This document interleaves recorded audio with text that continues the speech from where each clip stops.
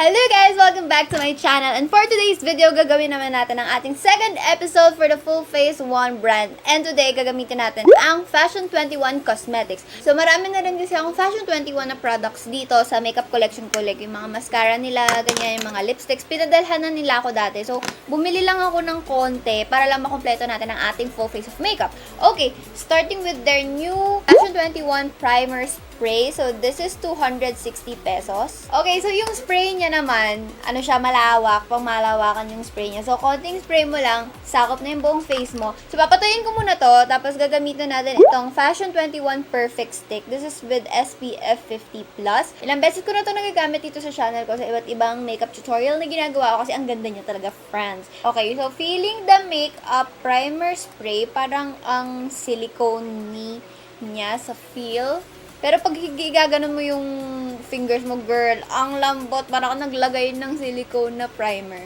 Okay, so isa-spread out ko lang siya, guys. Ilang beses ko nang ginagamit to. Proven ko na to. Maganda yung coverage niya and it's buildable. So, kung ayaw mo ng sobrang coverage, pwedeng ganyan na lang yung ilagay mo. Pero kung gusto mo, dahil nga stick siya, pwede mo siyang ilagay lang sa under eyes, kung yun yung trip mo sa life. So, I'll just blend it with my foundation brush. So, na-spread ko na siya and just buffing it in, blending it with my Miss Bella sponge para mawala yung streaks nung brush. Ayun kasi yung way ko pag blend ng foundation. Like, i-spread out ko muna siya using the brush, the foundation brush, para makuha ko yung fullest coverage niya. Kasi pag diniretso mo yung sponge, na soak up ng sponge yung product. So, gagamitan ko muna siya ng brush. After ng brush, para mawala yung streaks, at saka para mas dumikit siya sa skin, ibabuff ko siya with the sponge. Okay, next. So, they have their new concealers. 4 tong shades na to, pero I have 2. Itong tan, yung darkest shade nila, and I feel like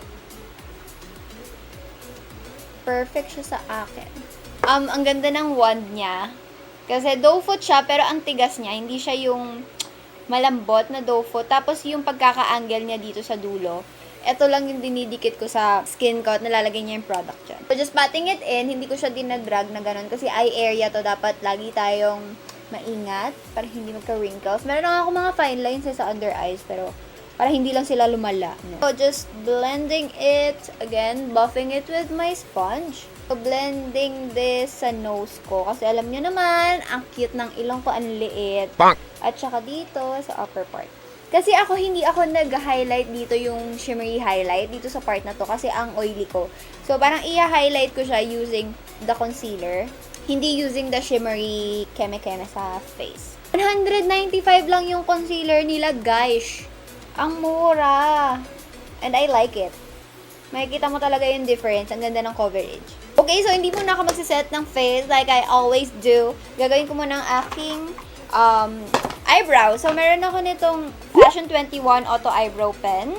Ito, pwede nyo gamitin to eyebrow pen. Or, bumili ako nitong Fashion 21 na eyebrow powder. This is 150 pesos. Okay, so iniisip ko, ilaline ko muna yung brows ko using this eyebrow pen. This is in the shade dark brown. Okay, meron naman ako biniling eyebrow mascara dito.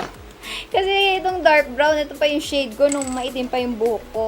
Alam ko dalawa lang yung pinaka-shade nila dito sa brows. I mean, dalawang set. Kasi ito yung lighter shade, tapos meron silang mas maitim pa dito. Pero hindi siya light, guys. Yung brush na kasama dito, feeling ko hindi ko magagamit kasi angled siya, pag ganyan yung dulo niya, kaso bilog.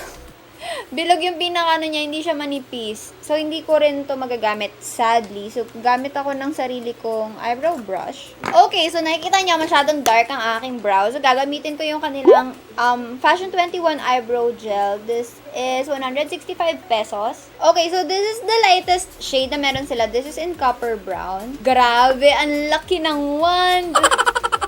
OMG! Dapat maingat paggamit nito kasi, girl, parang dalawang ganito buong kilay ko na. Okay, so I'm done with the brows at feeling ko masyado ko nakapalan ang aking kilay for today, no? Anyway, before tayo mag-set ng face, gagamitin ko muna itong kanilang Fashion 21 Cheek Tint. Guys, sobrang ganda nito. 145 lang to. Matagal ko na itong ginagamit pero nakikita nyo naman, konti pa lang yung bawas niya. Blend it with my sponge.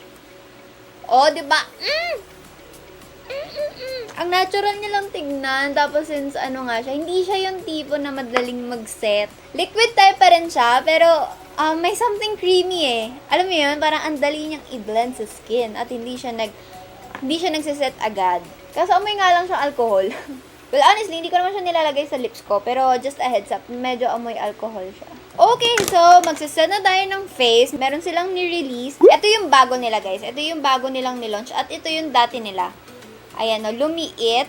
Lumiit, nag-iba yung kulay, naging black. This is 180 pesos. This is 30 grams, this is 15 grams. So, kalahati ng amount ang nandito. I'm not sure kung binibenta pa rin nila to. Pero ito kasi mga bagong release nila. Same number of shades, 4 din. So, gagamitin ko yung shade number 1 kasi same shade lang siya nang nandito sa malaki. And yung malaking yun, matagal ko na talaga ginagamit yun.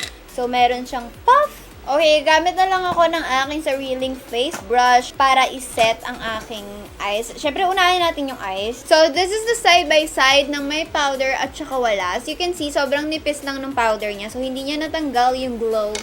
Diyan sa cheeks ko, meron pa rin siya, pero naset niya lang talaga yung pinaka-cream. Kasi puro cream yun nasa ilalim natin, diba? Okay, so doon na tayo sa eyeshadow. So, meron ako nakuha nitong Fashion 21, yung eyeshadow palette nila na ganitong maliliit. This is 195 pesos at meron silang 6 different shades. So, ito yung kinuha ko kasi meron ka ditong 5 na shimmer shadows at saka isang matte eyeshadow. At meron kasi ako sa kanilang nakuhang eyeshadow na ganito. So, dati ko pa nakuha sa kanila to guys, 100 pesos lang ata to. Not sure kung magkano siya, pero makuha nyo to sa Fashion 21 counter. So, inisip ko na, imimix ko na lang tong eyeshadow dito sa Fashion 21 na palette. So, from this eyeshadow palette, kukunin ko itong blush to actually, dito sa palette na to. Para siyang blush, pero perfect siya, perfect terracotta maroon-ish shade for my crease.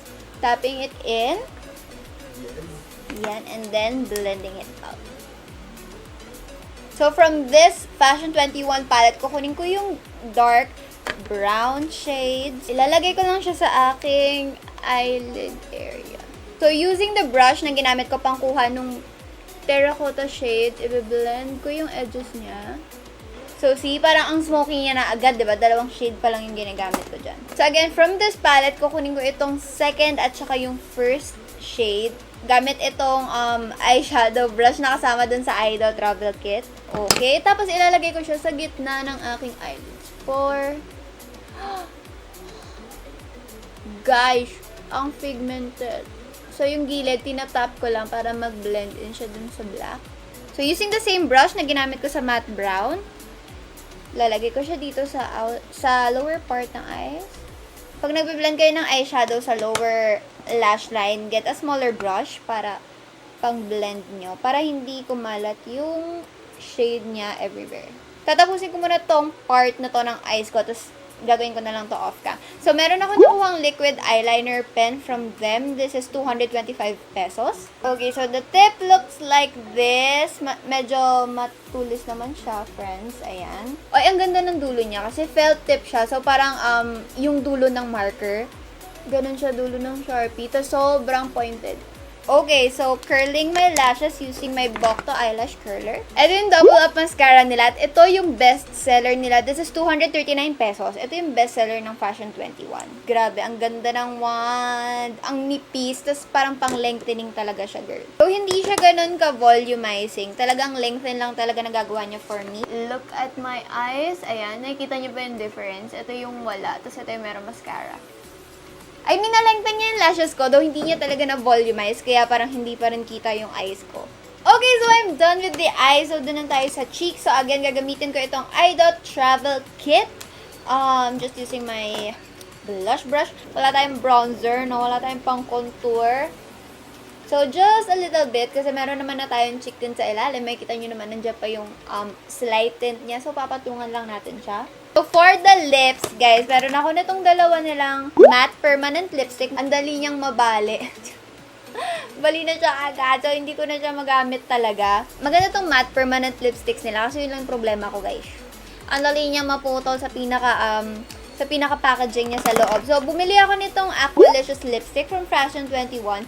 Grabe, sobrang nire-rave to ni Ate Say. Like dati, nung hindi pa ako nag-YouTube, nag-YouTube na si Ate Say at pinapanood ko siya. Ito yung nire-rave niya talagang lipstick. Okay, so this is 175 pesos and this is in the shade Persian Peach. Looks like this. Ayan, oh. Ang ganda ng shade niya, guys. As in nude. Ayan, oh. Parang nude-ish peach, ganun. Para mga old version pa to ng mga lipsticks. Alam mo yung mga lipsticks na before yung matte lipstick, ganun. Creamy, shiny lipstick, parang ganun. And then, setting it with the primer spray. Tingnan natin kasi madalas ng primer spray, ginagamit din for makeup setting spray. So, try natin kung magugulo nyo ba ang aking makeup. Sana hindi, no? Okay, so hindi niya naman naapektuhan yung pinaka-foundation or pinaka-makeup natin sa ilalim. Pero guys, na-realize ko, wala nga tayong bronzer, wala rin tayong highlighter. So, ginagamit ko ito ngayong nilagay ko dito sa eyes. Using the first shade dito, nilagay ko lang dito sa ilong ko, diretsong ganyan. Yan, tiis-tiis muna kasi wala tayong highlighter. At saka dito sa cheeks, ipapat ko na lang siya dyan. Mag-work naman siya eh. Hindi lang kasi kasya yung malalaking brushes dito kasi ang nipis niya lang. Pero i-blend ko na lang siya. Tsaka, ginamit nating brush dun sa dark brown kanina. Yun na lang ilalagay ko sa nose bridge ko, guys. Para magkaroon ng nose bridge. So, see, this is the full face, one brand using Fashion 21 Cosmetics. Again, lahat ng product details ilalagay ko rin sa description below. So, ayan ang aking face. Medyo harsh ang aking blush dito, no, sa baba. So, i-blend ko lang siya. Pero thank you guys so much for watching this video. I hope you liked it. Let me know kung ano yung favorite Fashion 21 product nyo. At saka pala mag-rundown pala ako. Nakalimutan ko na. So, dito sa primer spray, maganda siya kasi ang silicone ng feel niya sa face. Pagtapos mo spritz sa face mo, pwede mo siya gamitin before and after makeup. So, that's good. Eto guys, subukan na talaga to. Maganda talaga to. Yung perfect stick. For the concealer, okay lang. Maganda yung concealer nila. Ang ganda ng coverage. Hindi siya thick. So, hindi siya mahirap i-blend. Ang bilis niya mag-sink sa skin. Ang bilis niya dumikit sa skin. Kaya ang ganda niya tignan. Okay, I like this one. Yung mga loose powder nila, again, just like, feeling ko same product lang din ito. Ni-repackage lang.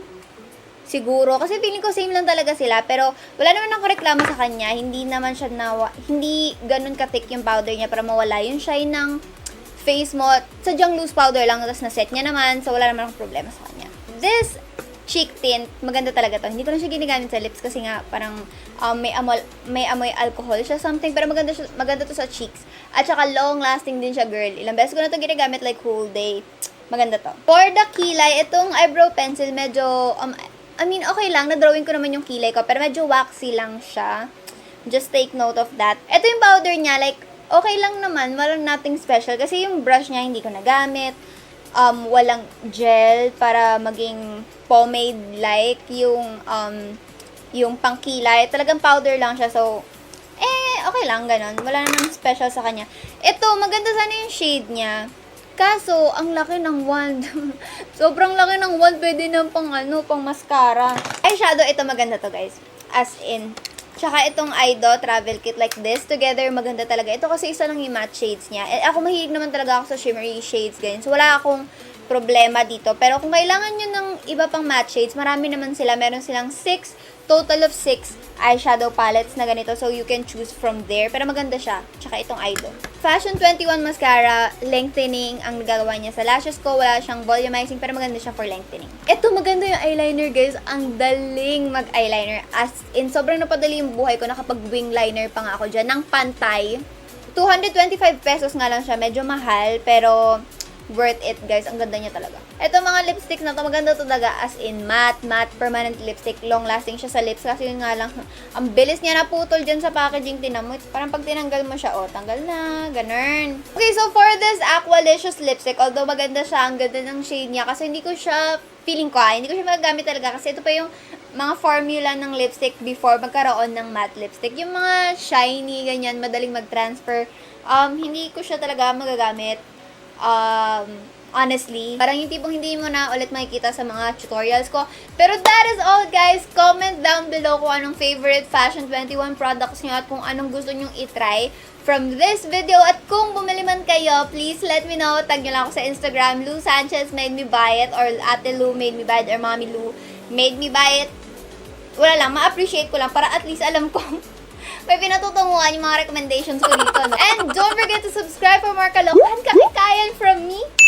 And don't forget to like this video if you like it, comment anything sa comment section below, share this with your friends para sa mga tipid makeup girls like me, like us. Follow me on all my social media handles at lousanchezzzz with 5 Z's and click that notification bell to be notified whenever I upload a new video. Thank you guys so much for watching and comment pala kayo kung anong gusto nyong next brand natin dito sa full face one brand makeup tutorial natin. And I'll see you on my next one. Bye!